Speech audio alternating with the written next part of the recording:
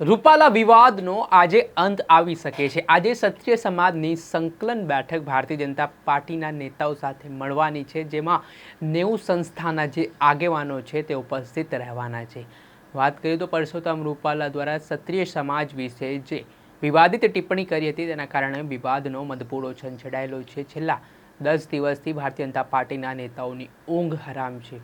જો કે રૂપાલાના કારણે ગઈકાલે જે ભારતીય જનતા પાર્ટીના પ્રદેશ પ્રમુખ છે CR પાટીલ તેમને પણ માફી માંગવી પડી હતી। સાથે તેમણે કહ્યું છે કે રાજકોટ સીટ પરથી રૂપાલાને બદલવામાં નહીં આવે, પરંતુ જે ક્ષત્રિય સમાજની લાગણી દુભાઈ છે તેને લઈને તેઓ માફી મંગાવશે અને આ પ્રકારનો જે આખો પ્રકરણ છે તેનો અંત લાવવાનો પ્રયાસ કરશે। શું સમગ્ર મામલો આજનો રહેવાનો છે, કઈ રીતની બેઠક યોજાવાની છે તે વિશે વાત કરીશું આ વિડીયોમાં। નમસ્કાર દર્શક મિત્રો, નવજીવન ન્યૂઝમાં આપનું સ્વાગત છે। હું છું ફૈઝાન। રાજકોટના ભારતીય જનતા પાર્ટીના લોકસભાના ઉમેદવાર પરસોત્તમ રૂપાલાના વિવાદથી તો આપ સૌ કોઈ વાકેફ જ છો કે તેમણે એક સામાજિક કાર્યક્રમ દરમિયાન ક્ષત્રિય સમાજ વિશે જે વિવાદિત ટિપ્પણી કરી હતી તેને લઈને સમગ્ર ગુજરાતમાં નહીં પરંતુ અન્ય રાજ્યોમાં પણ તેની આગ હવે ભભૂકી ઉઠી છે।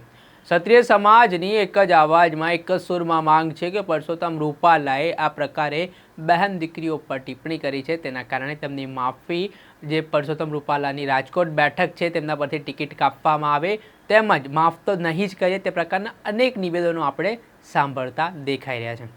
આને લઈને જે ક્ષત્રિય સમાજના રાજકીય આગેવાનો છે તેમની પણ ગઈકાલે પ્રદેશ પ્રમુખ CR પાટીલના બંગલે એક મહત્વપૂર્ણ બેઠક મળી હતી, જેમાં ક્ષત્રિય સમાજના રાજકીય આગેવાનો દ્વારા ચર્ચા વિચારણા કર્યા બાદ આજે ગોતા ખાતે રાજપૂત ભવનમાં ક્ષત્રિય સમાજની સંકલન બેઠક ભારતીય જનતા પાર્ટીના નેતાઓ સાથે મળવા જઈ રહી છે। આને લઈને જે ભારતીય જનતા પાર્ટીના પ્રદેશ પ્રમુખ છે CR પાટીલ તેમના દ્વારા ક્ષત્રિય સમાજની સંકલન બેઠક માટે આમંત્રણ આપવામાં આવ્યું હતું, જેમાં 90 સંસ્થાના આગેવાનો આ બેઠકમાં ઉપસ્થિત રહેવાના છે।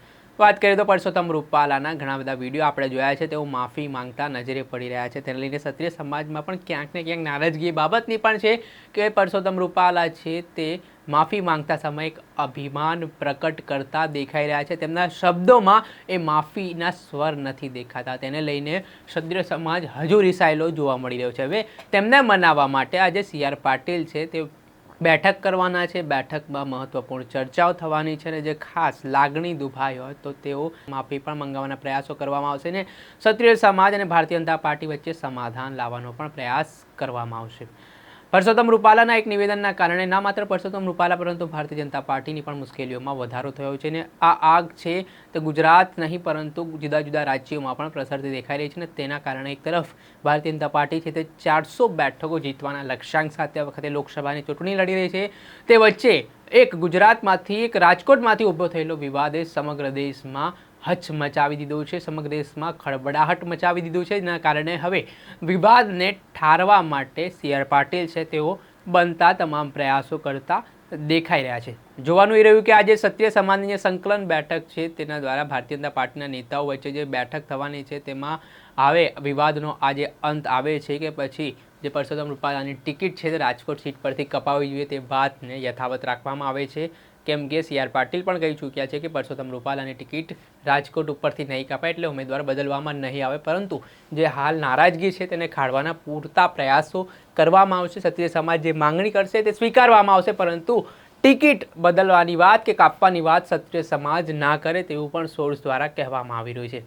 હવે આગામી સમય બતાવશે। મહિલાઓ પણ મેદાને પડી છે ભારતીય જનતા પાર્ટી સામે, હવે પરસોત્તમ રૂપાલા સામે અને માંગ કરી ચૂકી છે કે પરસોત્તમ રૂપાલાનો બહિષ્કાર થવો જોઈએ। તેના કારણે હવે આ વિવાદને ઠારવા માટે આજની બેઠક એટલી સફળ રહેવાની છે તે સૌ કોઈની નજર છે।